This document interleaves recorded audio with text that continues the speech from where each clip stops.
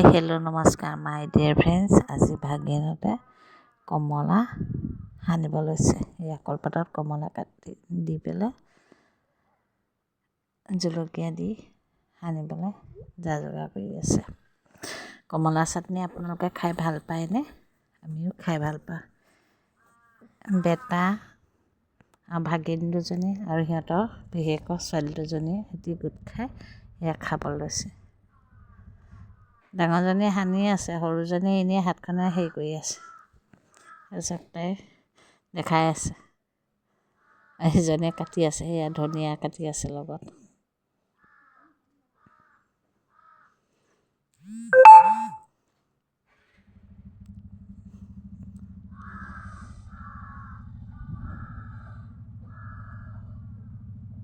আৰু আপোনালোকে কোনে কোনে এনেকৈ খায় বাৰু? ধনিয়া জলকীয়া কলপাতত কাটি কমেণ্ট কৰি ক'বচোন দেই। আমি মানুহ বেছি হ'লে আমি কলপাতত কাটি পেলাই খাওঁ তেনেকৈ।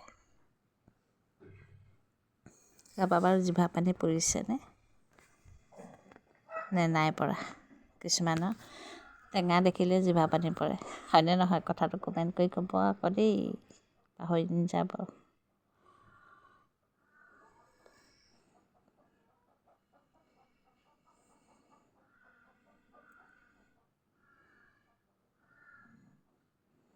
সিহঁতি মাজে মাজে তাৰপৰাই এডোখৰ দুডোখৰকৈ খায়ো আছে।